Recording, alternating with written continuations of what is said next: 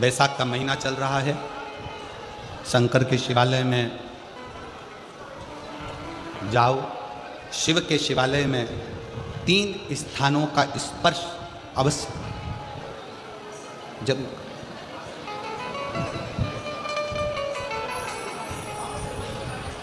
किसी किसी मंदिर में शंकर जी के शिवलिंग को छूने नहीं देते, जैसे दक्षिण साइड में, साउथ में।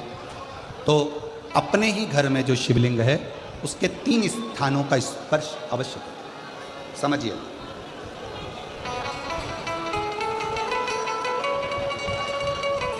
पहला शंकर भगवान के जहाँ से जल बहता है उस स्थान, ये जलाधारी है, जल बहता है, ये शिवलिंग है। यहाँ से जो पानी नीचे की ओर जाता है उस स्थान का स्पर्श अवश्य करें। दूसरा, शिवलिंग का जो गोल भाग है उस गोल भाग में कहीं पर भी अपनी हथेली का स्पर्श अवश्य करें।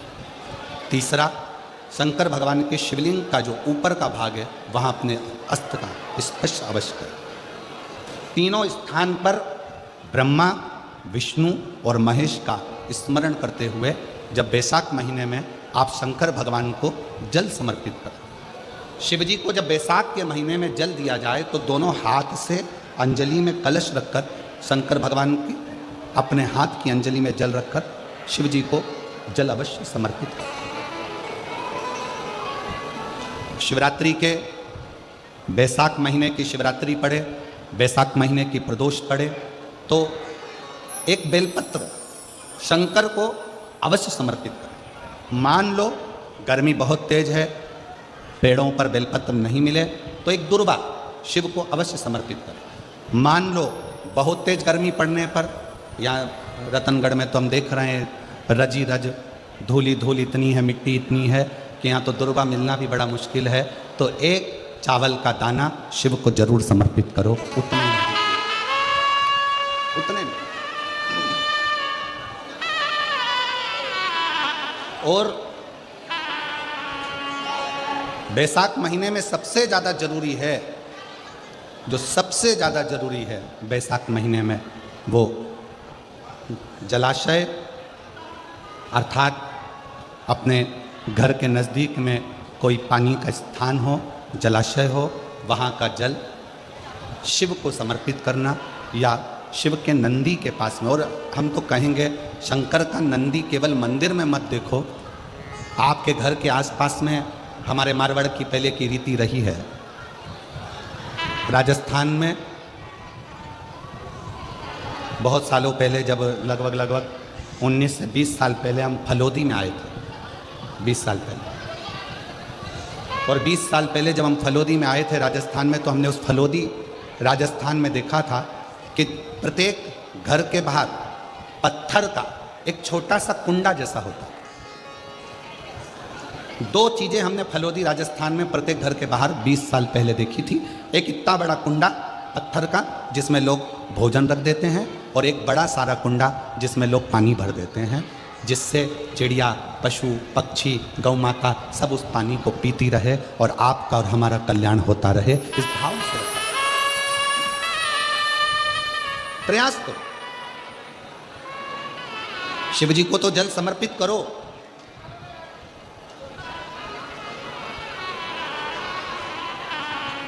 साथ में कोई जीव का भी अगर कल्याण हो जाए आपके एक लोटा जल से, तो उसको भी जल दीजिए, उसको भी।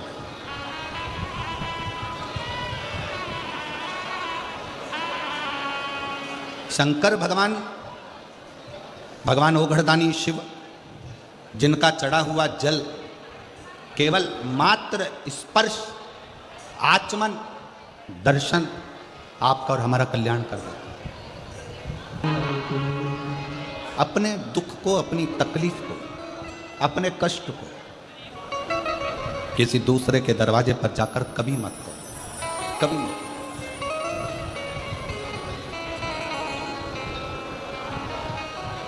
अपने दुख को, अपनी तकलीफ को शिव जी के मंदिर में जब एक लोटा जल चढ़ाने के लिए जाओ, जब शिवालय में एक लोटा जल लेकर जाओ, जल चढ़ाते समय पंचाक्षर षडाक्षर मंत्र का जाप श्री शिवाय नमस्तुभ्यम का जाप करो। और जब शिवलिंग, जलाधारी, ये चरण जहाँ से पानी बहकर नीचे गिरता है, वहाँ अपने हाथ को लगाकर अपने दुख को, अपनी तकलीफ को शंकर के उस अशोक सुंदरी गणेश कार्तिकेय के स्थान का स्पर्श करते हुए बाबा से जरूर कहो कि जैसे ये तुम्हारी बेटी है उसी तरह मैं तुम्हारी बेटी हूँ, जैसे तुम्हारे ये बेटे हैं वैसे मैं तुम्हारा बेटा हूँ। इनके दुख को आपने मिटाया था, मुझे भी अपनी बेटी मानकर मेरे दुख को मिटा दीजिए, मेरे दुख को समाप्त कर दीजिए। किसी से मत कहो पर शिव से कहो, शंकर से कहो।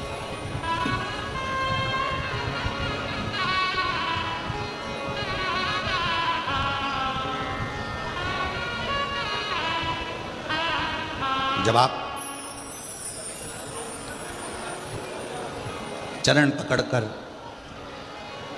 अशोक सुंदरी की जगह पर अपने हाथ का स्पर्श कर कर गणेश कार्तिकेय के स्थान का स्पर्श कर कर शिव से कहोगे तो शंकर अपनी औलाद आपको बनाएंगे और अपनी पुत्री समझकर आपका दुख जरूर मिटाएंगे। पुत्र से श्री शिवाय नमस्तुभ्यम ज़्यादा नहीं तो 11 बार तो निकाल लिया करो।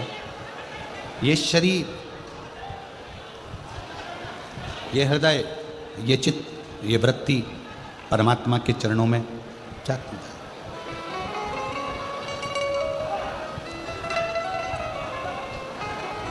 दुख है ना, शिव से कहो। पुरुष में और स्त्री में एक बहुत बड़ा अंतर है। पुरुष में और स्त्री में एक बहुत बड़ा अंतर है। पुरुष एक कान से सुनता है, दूसरे कान से निकाल देता है। स्त्री दोनों कान से सुनती है, जुबान से निकाल देती है। पुरुष में और स्त्री में सबसे बड़ा अंतर यही है कि पुरुष यहाँ से सुनेगा, यहाँ से निकाल देगा, और स्त्री दोनों कानों से सुनकर मुख से निकाल देती है। शिव पुराण की कथा कहती है अगर स्त्री को मुख से निकालना भी है सुनने के बाद तो अपने पिता देवादिदेव महादेव के सामने जाकर निकाले तो बात शिव के पास। सबका किया है मेरा उद्धार कीजिए, हे त्रिपुरधारी, हे त्रिशूलधारी। आपने सबका कल्याण किया तो मैं कैसे रह गई। मेरा उघड़दानी, मेरा शंकर भगवान उसी को बुलाता है जिसकी झोली उसको खुशियों से भरना होता है। खुशियों से। अब मालूम पड़े पूरा रतनगढ़ का लोग कथा सुनने के लिए आ जाए तो शंकर भगवान को 3 महीने में देना है, ये शिव पुराण का प्रमाण है। अब बुलाएगा उसी को जिसको देना होगा। जिसको देना ही नहीं है वो मन बनाकर रख भी लेगा कि मुझे कथा सुनने जाना है, कथा सुनने जाना है, पर मेरा भोले बाबा उसको यहाँ तक पहुँचने ही नहीं देगा, पहुँचने ही नहीं।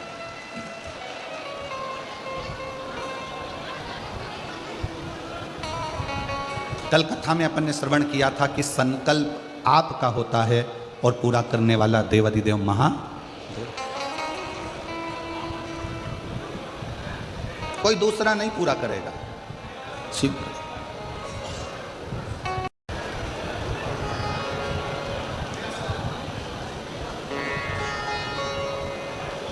भाई श्री हनुमान प्रसाद जी पोद्धर जी ने अपनी वाणी में कल्याण के शिव अंक में, अगर बन सके तो आप पढ़िएगा, कल्याण के शिव अंक में भाई श्री ने एक लाइन लिखी है। भाई श्री ने अपनी वाणी में लिखा कि भगवान को पाने के लिए अगर तुम अपने दिल से एक बार अगर मुख से कह दोगे कि हे प्रभु मैं तुम्हारा हूं और तुम मेरे हो, बस ये बात अगर दिल से कह दी तो परमात्मा भी तुम्हारा हो जाता है और तुम परमात्मा के हो जाते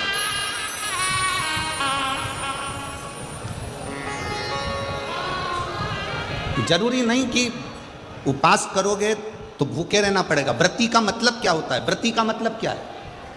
एक सिंहपुर प्रदेश में एक व्रती ब्राह्मण रहता था। व्रती ब्राह्मण का मतलब यह है कि वो कुछ खाए पीने से या उपास रखने से, साबूदाना खाने से, मोरधन खाने से, चिप्स खाने से, वेपर्स खाने से, पपीता खाने से, सेवफल या केला खाने से व्रत नहीं होता। व्रत का मतलब है कि तुमने एक नियम बना लिया कि मैं रोज अपने घर से 1 लोटा जल लेकर शंकर के मंदिर जाऊंगी, या आपने कोई नियम बना लिया कि मैं 15 मिनट शंकर का भजन करूंगी, या नियम बना लिया राम नाम, कृष्ण नाम, शिव नाम जपूंगी, ये तुम्हारा व्रत हो गया, तुम व्रती हो गए, ये व्रत तुमने धारण कर लिया।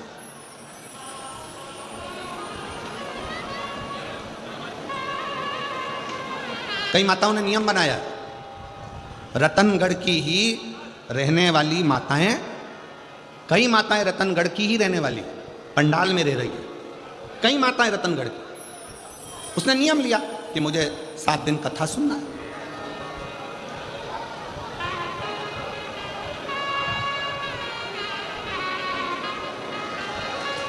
उसका नियम था, व्रती है।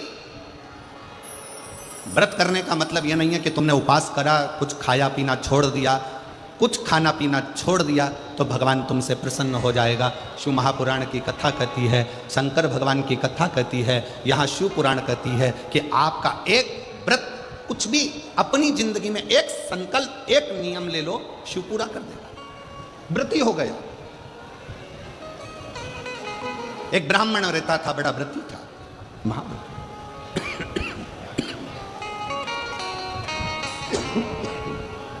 और वो महाव्रती ब्राह्मण तत्व किसको कहते हैं, शंकर की भक्ति किसको कहते हैं? शिव पे चढ़ा हुआ जल साधारण नहीं होता, शंकर पर चढ़ी हुई बेलपत्र साधारण नहीं होते। पूज्य संत शिरोमणि श्री कौशिक जी महाराज जी बैठे हैं, जिन्होंने अपनी वाणी में बेलपत्र की महत्वता, शमी पत्र की महत्वता, शमी के वृक्ष की महत्वता, साथ में श्री शिवाय नमस्तुभ्यम की महत्वता अपनी वाणी में निरंतर कही, निरंतर।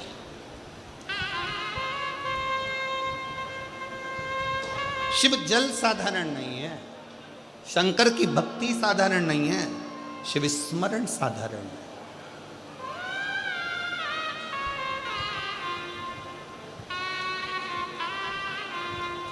कितना फल है जल का। पार्वती जी को मालूम था शंकर जी को इतनी जल्दी प्रसन्न नहीं कर सकते, तो पार्वती जी ने एक नियम बनाया, पार्थिव शिवलिंग का निर्माण करना और शिव जी पे जल चढ़ाना। 1 लोटा जल सारी समस्या का हल। एक पार्थिव लिंग का निर्माण कर कर जल समर्पित करते। कितना कितना अड़चन माता पार्वती जी के जीवन में, कितना कितना अड़चन। माता पार्वती मैया जब जब जल भरने के लिए जलाशय में जाती हैं और शिवजी को जल चढ़ाने के लिए लेकर आती हैं, तो बीच में मगर उनको रोक लेता है।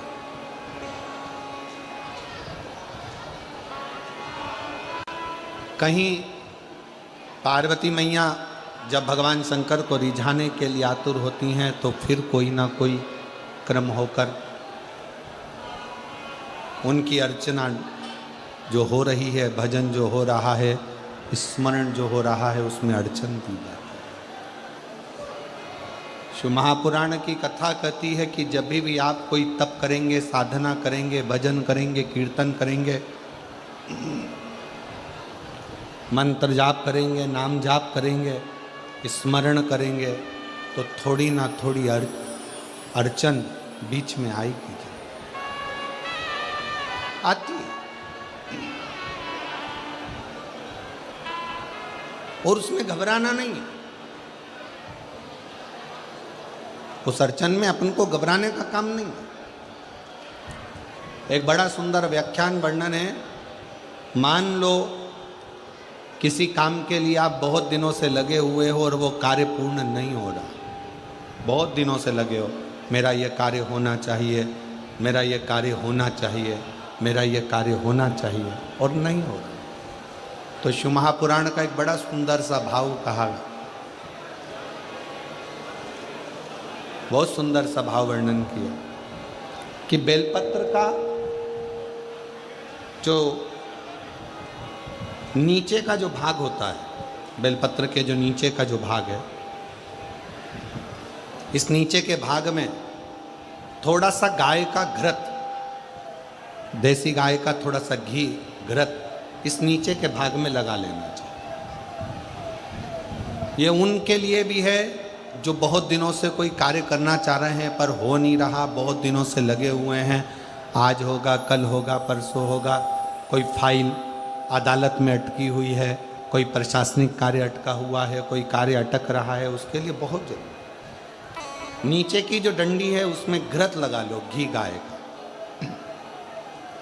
और इस 2 पत्ती और बीच की पत्ती के बीच का जो डंडी का भाग है, बीच की जो डंडी का भाग है, इसमें लाल चंदन लगा लीजिए, बीच के भाग में लाल चंदन। और किसी भी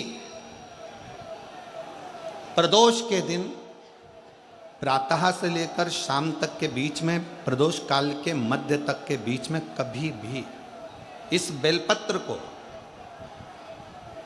शंकर भगवान को, ये जो डंडी का मुख है, ये डंडी का मुख जलाधारी की ओर हो और इस बेलपत्र को शिव जी पर समर्पित कर दो। 1 लोटा जल जो आप लेकर गए हो उसको 3 बार इसी बेलपत्र को चढ़ाने के बाद जो जल लेकर गए हो वो 3 बार अपनी कामना कर कर इस बेलपत्र पर समर्पित कर दो। इसी बेलपत्र को वापिस लेकर आ जाइए और अपने कोई भी स्थान पर, पूजन वाला आदि कोई भी स्थान हो वहाँ उसको रखिए। 3 महीना तो जाने दो, अगर बाबा ने चाहा तो 15 दिन भी नहीं लगने देगा और कार्य की सफलता जरूर, कार्य की सफलता जरूर। शिव उपासना पार्वती जी के जीवन में, माता पार्वती जी के जीवन के अंतर्गत कितनी कितनी अड़चन है, कितनी अड़चन, पर